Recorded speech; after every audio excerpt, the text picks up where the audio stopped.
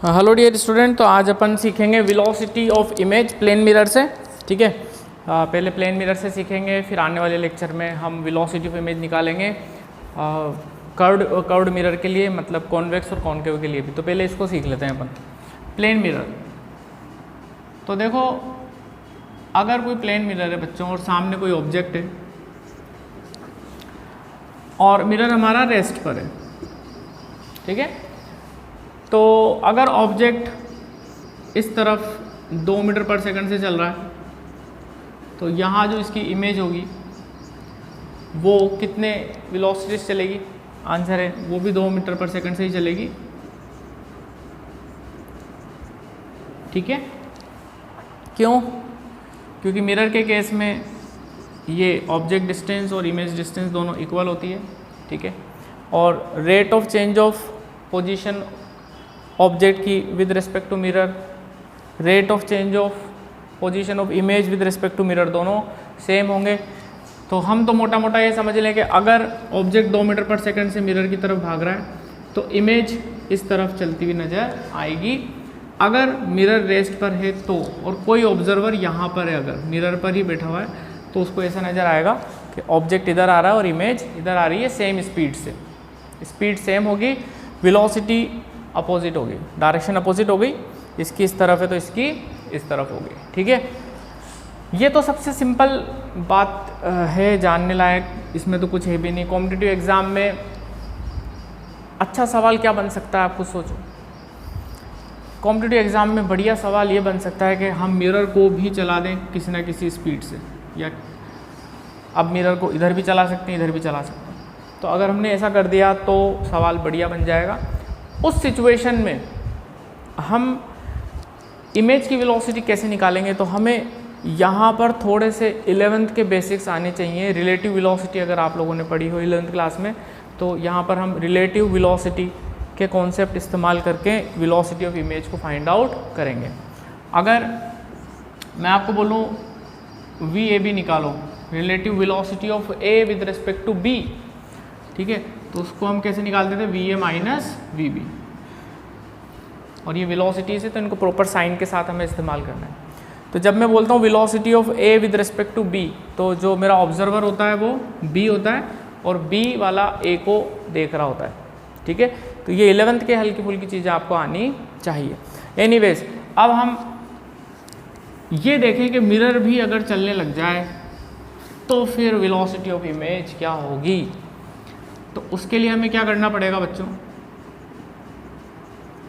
Suppose हम मान लेते हैं कि मिरर हमारा VM वेलोसिटी से चल रहा है, ये ऑब्जेक्ट है, ये VO वेलोसिटी से चल रहा है, ये जो इमेज है ये VI से चल रही है।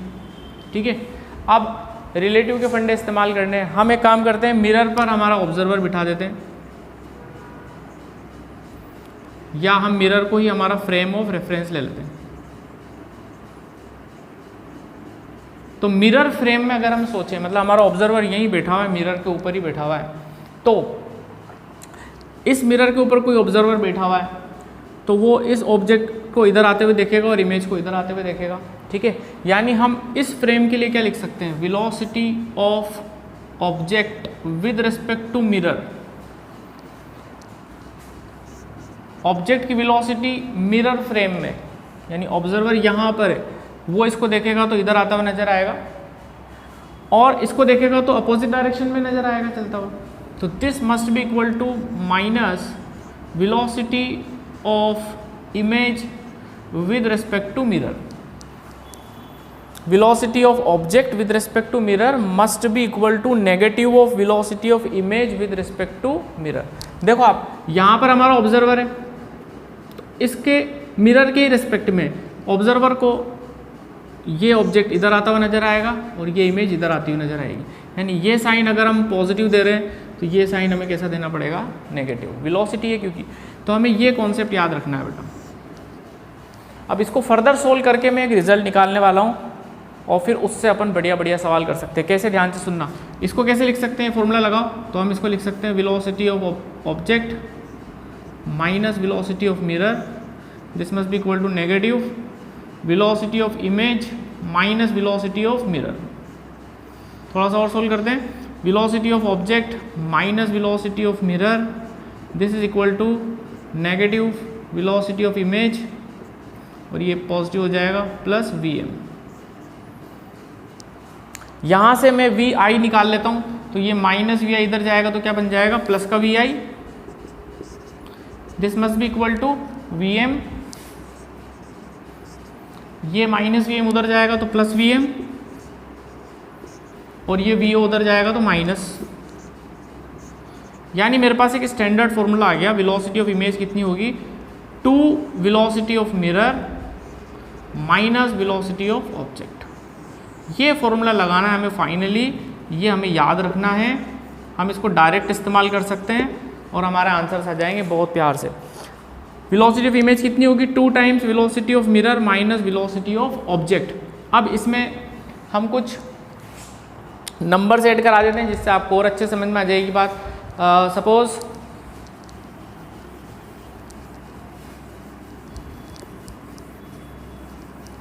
कुछ भी नंबर ले लेते हैं, मान लो ये हमारे पास मिरर है, ये ऑब्जेक्ट है, ये इधर चल रहा है मान लो 6 मीटर पर सेकंड से, और हमारा मिरर भी चल रहा है, मान लो मिरर चल रहा है 1 मीटर पर सेकंड से। तो ये इमेज की वेलोसिटी कितनी होगी ये हमें फाइंड आउट करनी है। तो इमेज की वेलोसिटी कितनी होगी, Vi is equal to 2Vm। अब देखो ये डायरेक्शन में पॉजिटिव कंसिडर कर रहा हूँ, ठीक है, तो ये वाली नेगेटिव हो जाएगी ऑटोमेटिक। तो 2Vm यानी 2 इंटू Vm कितना है 1 माइनस Vo कितना है 6, तो Vi कितना हो जाएगा 2 माइनस 6 दैट इज -4 मीटर पर सेकेंड।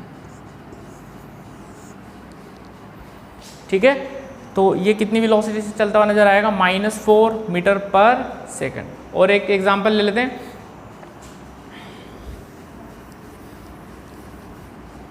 सपोज ये मिरर है, ये ऑब्जेक्ट है, ये इस तरफ चल रहा है मान लो 8 मीटर पर सेकंड से, और ये मिरर इस तरफ चल रहा है 2 मीटर पर सेकंड से। तो वेलोसिटी ऑफ इमेज कितनी होगी ये हम फाइंड आउट कर लेते हैं। वेलोसिटी ऑफ इमेज के लिए ये रहा फॉर्मूला हमारे पास। वेलोसिटी ऑफ इमेज कितनी होगी बच्चों, 2Vm, ये डायरेक्शन में पॉजिटिव मान रहा हूँ, 2Vm, Vm है वेलोसिटी ऑफ मिरर। अभी हमारा मिरर इस तरफ चल रहा है तो नेगेटिव डायरेक्शन में चल रहा है, तो ये हो जाएगा -2 माइनस Vo, ऑब्जेक्ट इधर चल रहा है तो ये हो जाएगा 8। तो -4 minus 8, correct answer is -12 metre per second. इस तरफ पॉजिटिव आता आंसर तो उस तरफ। क्लियर है, तो ये हमने सीखा velocity of image plane mirror के केस में। देखो आप अगर कॉम्पिटिटिव एग्जाम में क्वेश्चन एक्सपेक्ट कर रहे हो तो आप ये ज़रूर मान लेना कि मिरर रेस्ट पे नहीं होगा, क्योंकि मिरर रेस्ट पे होगा तो फिर तो सवाल ही बिल्कुल हल्का सा बनेगा।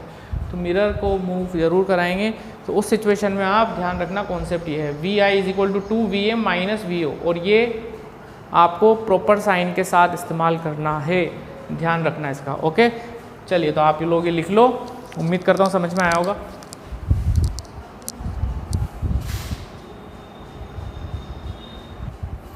ठीक है बच्चों, तो अब ये याद रखना आप। अब इससे थोड़ा सा और कॉन्सेप्चुअल अगर पढ़ें हम तो क्या चीज़ हो सकती है, ध्यान से सुनना। आप थोड़ा सा दिमाग लगाना, अगर मैं आपसे बोलूँ कि ये मेरे पास प्लेन मिरर है, ये ऑब्जेक्ट है और ये ऐसे चल रहा है 2 मीटर पर सेकंड से, तो इमेज कैसे चल रही होगी। अगर ऑब्जेक्ट ऐसे ऊपर जा रहा है, इस मिरर के पैरेलल जा रहा है 2 मीटर पर सेकंड से, तो इमेज भी कितने से जाएगी, 2 मीटर पर सेकंड से ऊपर की तरफ जाएगी। ठीक है, अब इसमें मिरर चाहे रेस्ट पर हो या मोशन में हो, इमेज की वेलोसिटी पे कोई फ़र्क नहीं पड़ेगा। ठीक है ना, मिरर भी अगर 1 मीटर पर सेकंड से ऊपर की तरफ जाए तब भी जो ऑब्जेक्ट की वेलोसिटी होगी वही मेरी इमेज की वेलोसिटी होगी। तो समझने वाली बात क्या है, समझने वाली बात ये है कि मिरर के पैरेलल अगर कोई वेलोसिटी होती है, मिरर के पैरेलल वेलोसिटी होती है ऑब्जेक्ट की, तो इमेज की वेलोसिटी एज इट इज़ रहेगी, कोई फ़र्क नहीं पड़ेगा, चाहे मिरर चले या ना चले, लेकिन मिरर के परपेंडिकुलर अगर ऑब्जेक्ट चलता है, वेलोसिटी अगर मिरर के परपेंडिकुलर होती है, तो फिर हमें ये वाला फॉर्मूला इस्तेमाल करना पड़ेगा। ठीक है, और इससे टिपिकल सवाल क्या हो सकते हैं? इससे टिपिकल सवाल ऐसे हो सकते हैं कि भाई मिरर के सामने जो ऑब्जेक्ट है उसकी वेलोसिटी के दो कंपोनेंट आ जाए, एक पैरेलल और एक परपेंडिकुलर। कैसे? ध्यान से सुनना। सपोज ये मिरर है और ये ऑब्जेक्ट है और ये ऐसे चल रहा है 5 मीटर पर सेकंड से, और ये मिरर इधर चल रहा है 1 मीटर पर सेकंड से। अब यहाँ पर जो इमेज होगी, ये एंगल हम कुछ मान लेते हैं, सिंपल कैलकुलेशन के लिए इसको 37 डिग्री ले लेते हैं।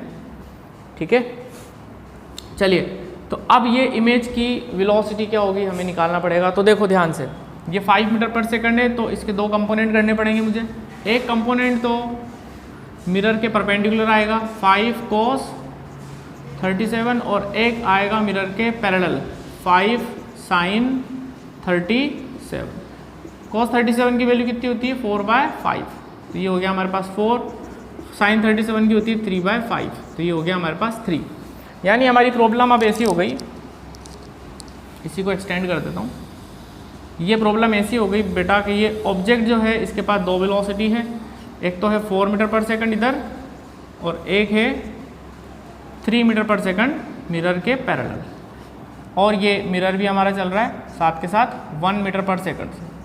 अब हमें देख के ही समझ में आ रही है प्रॉब्लम कि जो इमेज है उसके पास भी दो स्पीड होगी, एक तो मिरर के पैरेलल तो वो तो 3 ही रहेगी, और एक इसके परपेंडिकुलर वो कितनी होगी वो मैं निकाल लेता हूँ।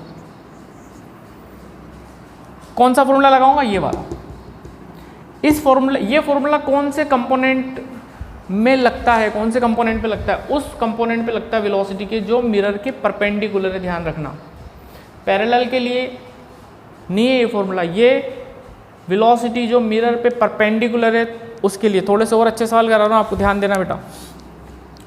तो ये कितनी होगी ये हम इस फॉर्मूले से निकाल सकते हैं। तो वी आई कितना होगा हमारे पास? 2Vm। ये डायरेक्शन हमने पॉजिटिव मानी हुई, तो 2Vm मतलब 2 × 1 माइनस VO 4, तो Vi कितना हो गया? -2 मीटर पर सेकंड। माइनस मतलब इस तरफ, तो ये 3 और ये 2 इस तरफ। अगर मैं आपसे पूछता कि इसकी स्पीड कितनी होगी, तो स्पीड निकाल सकते हो? बिल्कुल।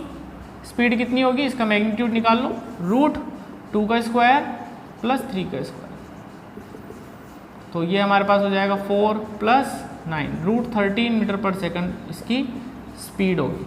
और अलग अलग कंपोनेंट पूछूं तो भी आप निकाल सकते हो। पैरेलल कंपोनेंट कितना होगा इमेज की वेलोसिटी का? 3। परपेंडिकुलर कंपोनेंट कितना होगा? 2, -2 मतलब इस तरफ। तो इस तरीके से हम क्वेश्चंस को कर सकते हैं। हमें कॉन्सेप्चुअली स्ट्रॉन्ग होना है, हमें बस ये समझना है कि जो वेलोसिटी मिरर के परपेंडिकुलर है उसके लिए हमें ये फॉर्मूला लगाना है, और पैरेलल में वेलोसिटी की डायरेक्शन एज इट इज़ रहेगी, चाहे मिरर चले या ना चले। जो ऑब्जेक्ट की वेलोसिटी है वही हमारी इमेज की वेलोसिटी रहेगी। ओके, चलिए इसको लिख लो आप, बहुत ही अच्छी प्रॉब्लम थी।